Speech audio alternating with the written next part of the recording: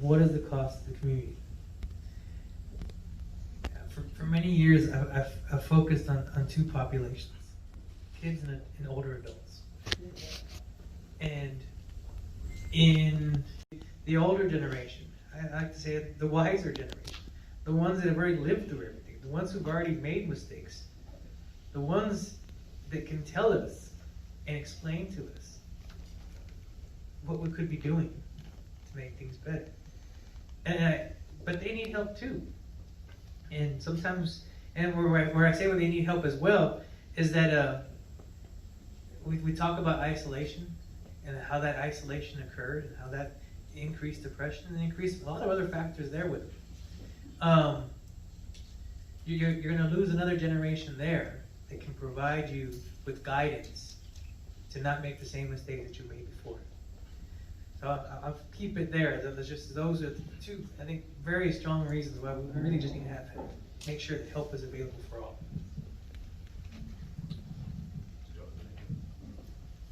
Just have one thing on that. What is the cost of not addressing mental health to the community? Was the question? Mm-hmm. Sorry, I have a difficult time remembering. It is many things, many costs. But just triaging it by priority, the biggest cost is life. People are dying. Families are falling apart.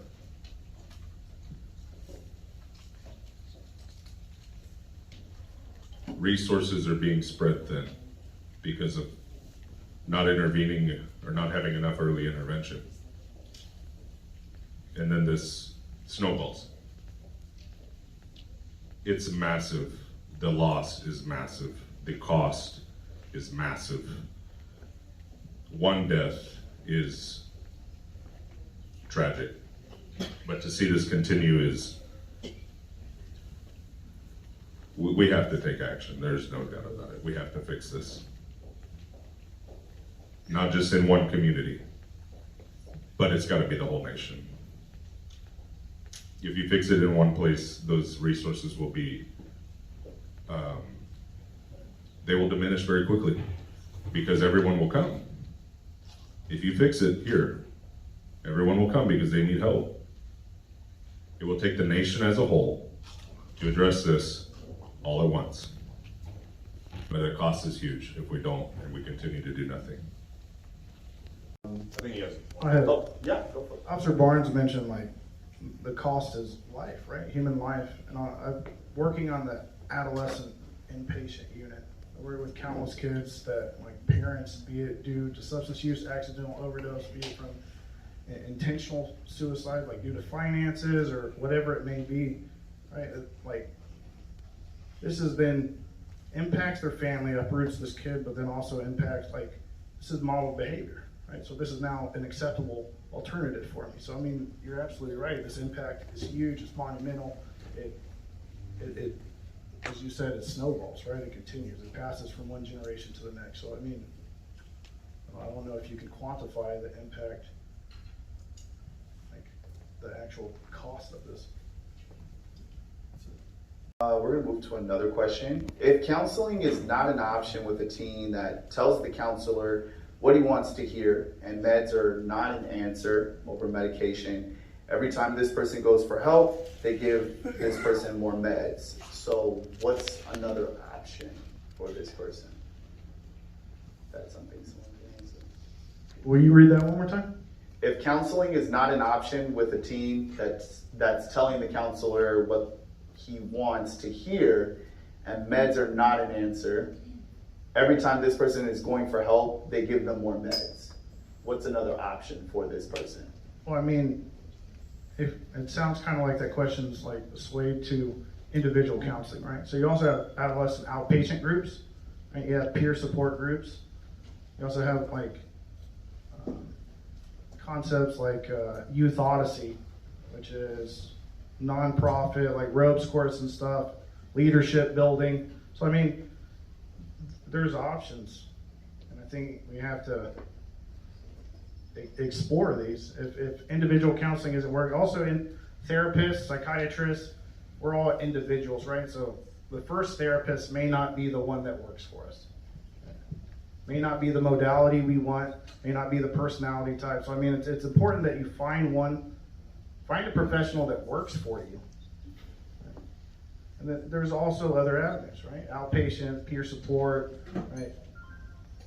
Community organizations, Youth Odyssey, right? Scouting. There's other things that can be introduced that may be of benefit. Can I just say that NAMI, which we didn't bring up, has a multitude of education opportunities for families, for children, for vets, for caregivers, so on and so forth. And the big thing that we see, that gets to us, that helps us, is being educated to understand what we're dealing with. So you talked about a child. To educate the parent is probably the best, the most you could do at that point concerning that problem. It's the parent being educated is what then can lead to success. So I mean, that was really important for me to bring up. Can I ask something? Like, I was a school nurse here in elementary, but sometimes things start, and someone put the student to the counselor, and one particular young boy, he didn't connect with the counselor. He connected with me. I was the school nurse. But my question is, do the counselors know about the groups that you were talking about, the peer supports and all that, so they can refer like that? School counselors, the academic. Yeah, the elementary, the junior high, the high school, in the public schools. Do they know that there's these groups that they can tell the parent, here's this information, maybe you could do this support group? I can't speak for other counselors, I can only speak for myself. But as far as like if you're in counseling organization, TCA, like these things are known and shown and talked about, right? I just learned about I'll say, I've been on the NAMI website multiple times, but I just learned about this family aspect, right? And you're absolutely right, it is important. The change starts from the top down, right? And so, Parents are key. The parents need the knowledge and the acceptance, and the buy-in. And sorry, the last question that I had, I misspoke. We also do have the family-to-family classes, which I didn't bring up. And there are also education programs like NAMI Basics as well. But you know, the leadership class 50 had a call to action like 2 months ago, and they were gonna give us all the information and keep us in contact and have all that education or have everything so we could get those resources. So I need to follow up with those because we have. And to follow up also what Travis was saying is that just like if you don't connect with a counselor and you feel like the psychiatrist, nurse practitioner, the PA is overprescribing, there's other prescribers in town. You don't have to. However, I'll also tell you this, I think the parent education part is brilliant, because that's absolutely it. From being on the other side of the desk, there's a lot of pressure as a prescriber from the parent saying, what can you give Johnny? What he's doing this here, he's doing this here, and it's not their job. It's not a prescriber's job. I can tell you, I get this all the time, to fill a quota for a pharmacy company, to prescribe a certain medication because we get like meals somewhere or something. They're really trying to help. They're listening, and they're only prescribing because they're being asked to fix something. So the communication is both ways. If they're overprescribing, there's other places. There's other people in town. And I know there's more of a wait to see a child psychiatrist than an adult psychiatrist, without a doubt. But if you don't think that you're getting the right care, switch. You won't offend them. Don't just take it. However, the other stories about overprescribing, always take it with a grain of salt, because they're being asked at times to keep prescribing and to keep changing. And that might not be the best route. They might just need a different counselor or groups or something else, and to try something different besides medications. Great. I think this is a great question here for everyone to kind of help differentiate between what is a therapist, a psychologist, a social worker, and a psychiatrist. I think those things tend to be used all over the place, so people are kind of like, I'm gonna go see a social worker to get some meds. So I'll start with myself. I'm a psychiatrist.